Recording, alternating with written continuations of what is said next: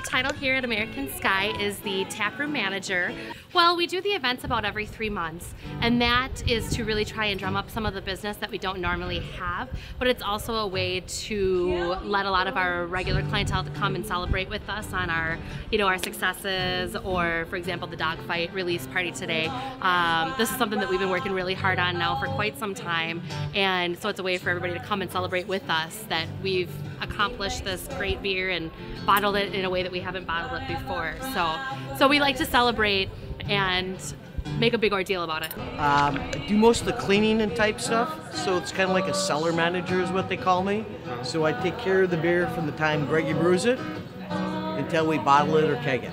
I like tail gunner. Like it when we bottle tail gunner because then I can get fresh tail gunner right out of the bright tank without even having to wait for it to come out of kegs. I fell in love with beer back in 2000 in Phoenix, Arizona. And honestly, Molly's stepfather was a home brewer by trade, and he was a naturalist, kind of what we call him, holistic doctor, kind of what you call him. And so he brewed everything with honey. So his original recipe was Tail Gunner Gold without the Citra.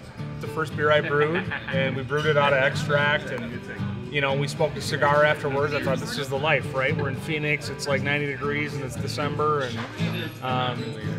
we had a couple of great beers and Corona bottles at the time.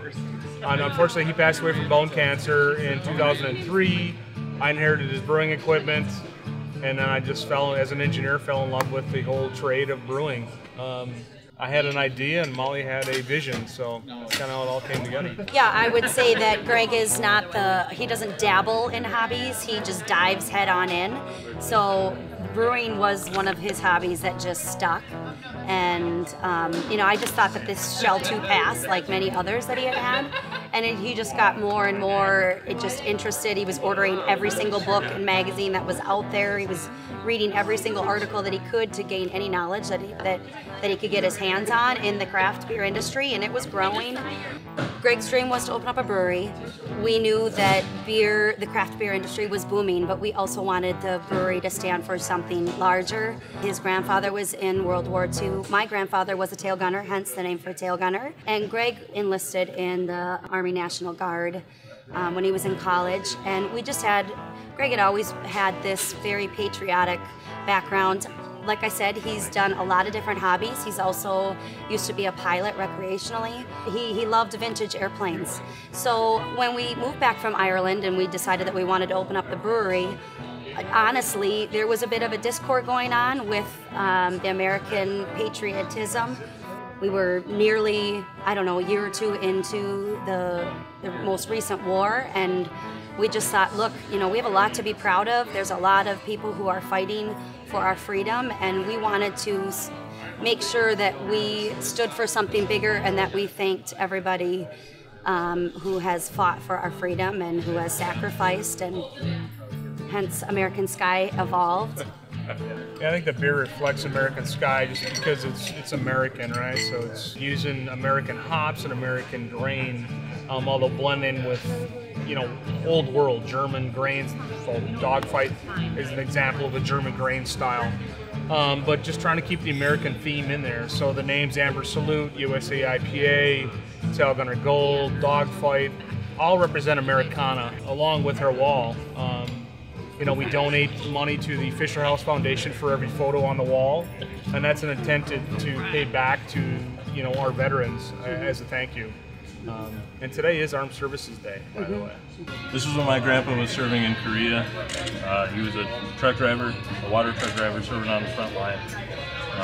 So it's my honor to give it to you and hang it up on your wall. Thank you so much. It's our honor. We look forward to hanging this. Well, we wanted it to be round. I don't know. I think having a family of 6, I like the roundness. I like people to look at one another when they're talking. I want them to converse and be able to make friends. And so the round bar, I think, I've heard time and time again, people will sit at our bar and they will talk amongst people that they may not even know. We had a set designer design this, and he came up with the idea of it looking like a wing, the shape of a wing. And I mean, Greg and I saw the drawings and we just thought, yeah, that looks sweet. And then he brought it in here and we were just, you know, overwhelmed because it exceeded our expectations tremendously. And so we really wanted, you know, this looks like a warehouse. It's just a warehouse building, but we wanted it to be similar as an airplane hangar. And so it's a work in progress. You know, we try to have as much airplane relics. Eventually, we'd love to have some really vintage airplane, you know, old parts in somewhere in here, but yeah, it's fun. But there's another thing you'll notice in there, there's no TVs around, although we have one here that's not on. You know, spending time in Ireland, you'll know in Europe, if you've been in Europe, the pubs over there, publicans are tended to converse and enjoy and you know, with your fellow man or woman, and you know, not having TVs is a big piece of that. If you look at America today, sports bars, pubs, they tend to be very centralized towards video or things away from conversing. So the TV is kind of it's kind of an act of Congress to get the thing on during open hours unless there's a very specific event going on. So football is the only time that TV is usually on. And Olympics, it was on for the Olympics, of course. Yep, and then Friday night movie night, that's it.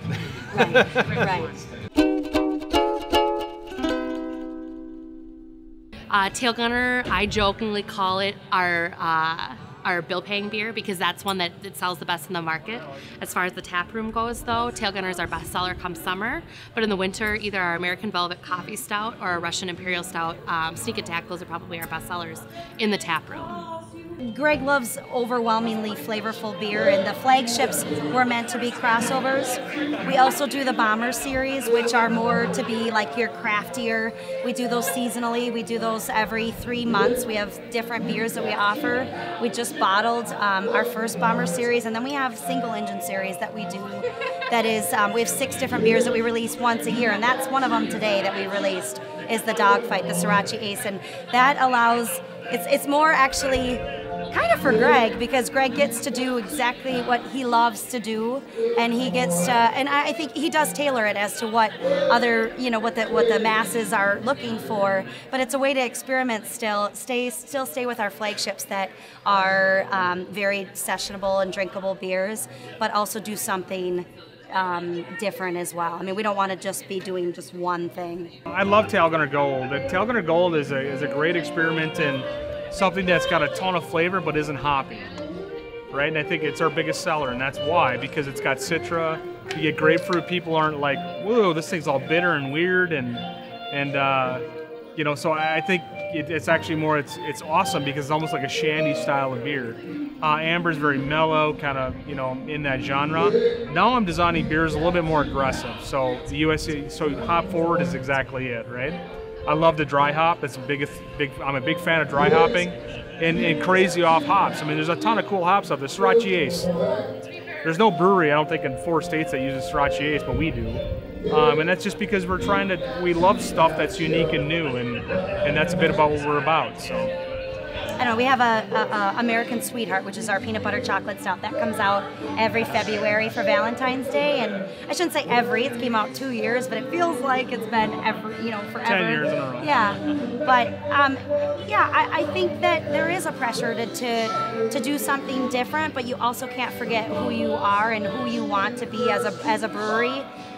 Because it's always ever evolving, it's changing all the time, and I think it's important to change what you're doing in different, arenas, but to keep, on track, because you got to let the momentum take its course, and it takes a while. The branding and the marketing takes a while.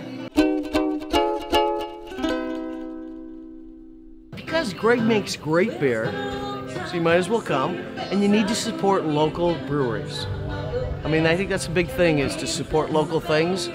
You know, the 2 of them have 4 kids between the 2 of them, and they both work other jobs. So I think anytime anybody starts a small business, it's important for people to come out and support him. So that's why, and he makes really good beer. Thank you so much for coming out, Taproom Travelers. We hope that you've enjoyed your time here. We sure have enjoyed the time that we've spent talking to you guys, and we appreciate the visit. We hope that you'll come back and visit us again here someday at American Sky. Shlanta.